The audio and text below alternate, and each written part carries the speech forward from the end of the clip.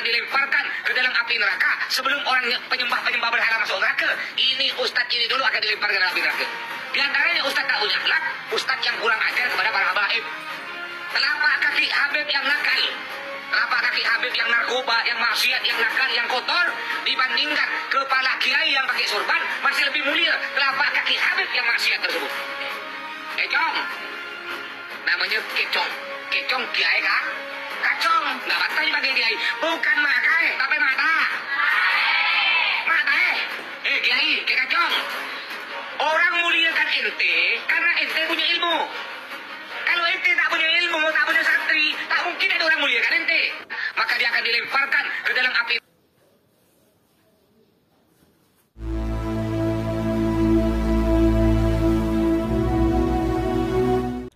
Assalamualaikum warahmatullahi wabarakatuh. Selamat datang, selamat berjumpa kembali di channel Islam Nusantara, channel yang selalu setia dan standby di ujung selatan Pulau Jawa.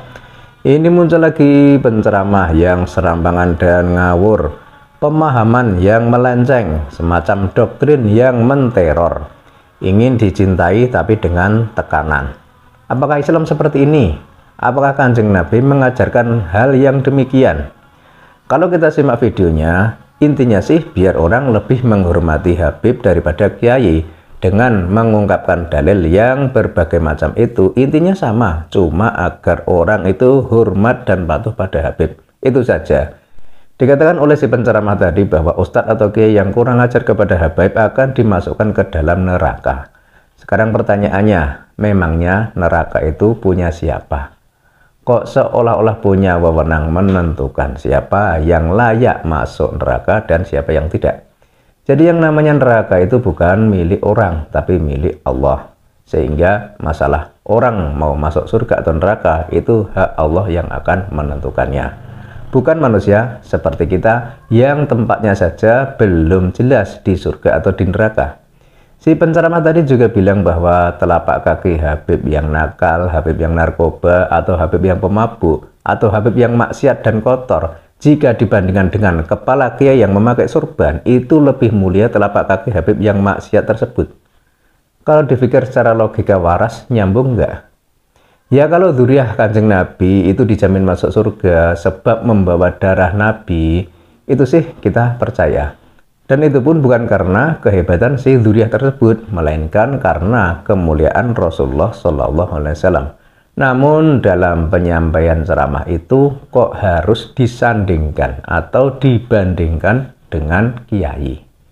Bahkan dengan arogan, penceramah itu bilang kalau telapak kaki Habib lebih mulia daripada kiai yang pakai sorban. Kok sampai segitunya orang memuja Habib?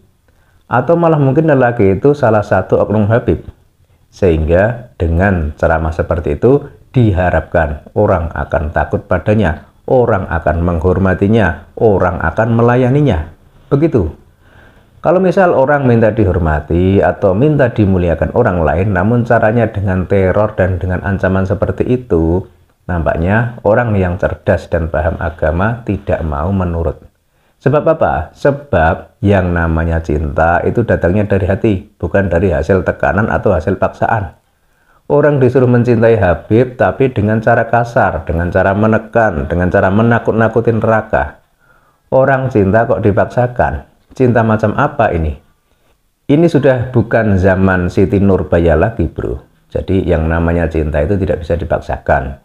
Yang bisa mungkin hanya kawin paksa, itu pun biasanya tidak berlangsung lama, tidak bisa bertahan lama. Kita kembali lagi ke ceramah oknum ustadz di atas tadi. Nampaknya dia begitu mengunggul-unggulkan nama Habib, bahkan dianggap mengalahkan segala-galanya, termasuk mengalahkan seorang kiai yang memakai sorban. Artinya, mengalahkan seorang kiai yang ahli ilmu. Ini kan aneh, membuat perbandingan yang mengadu domba. Nama kiai seolah direndahkan, sementara nama habaib seolah ditinggikan. Benarkah seperti ini ajaran Islam? Benarkah seperti ini ajaran baginda Nabi Muhammad SAW? Saya rasa tidak. Dan lagian, bukankah para kiai yang ada di Nusantara ini kebanyakan memiliki nasab yang tersambung kepada Kanjeng Nabi? Baik nasab keturunan maupun nasab ilmunya. kebanyakan para kiai di Nusantara ini adalah para keturunan Wali Songo, di mana zaman dahulu para Wali Songo adalah penyebar Islam di Nusantara jauh sebelum terbentuknya sebuah negara bernama Republik Indonesia. Dan para Wali Songo itu adalah keturunan Kanjeng Nabi yang menyebarkan Islam di Nusantara. Memang ada kiai di Nusantara ini yang tidak bernasab keturunan nyambung kepada Kanjeng Nabi, namun yang lebih banyak adalah nyambung kepada Kanjeng Nabi. Namun soal nasab ilmu, ya hampir semua bernasab ilmu kepada Kanjeng Nabi Muhammad SAW. Jadi kalau si Ustadz di video awal tadi bilang kalau Habib yang maksiat dan kotor itu lebih mulia daripada kiai yang pakai sorban, itu maksudnya gimana? Lawang para kiai di Nusantara ini kebanyakan juga punya nasab nyambung kepada Kanjeng Nabi, kok dibilang lebih rendah daripada habaib. Logikamu di mana, Drun? Dan sebagaimana kita ketahui, akhir-akhir ini jagat media sosial juga masih ramai membicarakan soal Habib yang ada di Indonesia. Banyak pertanyaan yang muncul, benarkah para Habib itu nyambung kepada Kanjeng Nabi atau tidak? Itu belum ada jawaban yang pasti dan jawaban yang melegakan. Karena ada yang meminta para habaib melakukan tes DNA agar terbukti semuanya benar tidaknya, tapi nampaknya para habaib yang bersangkutan belum atau tidak melakukan tes DNA. Jadinya jawabannya belum ada, kepastiannya juga belum ada.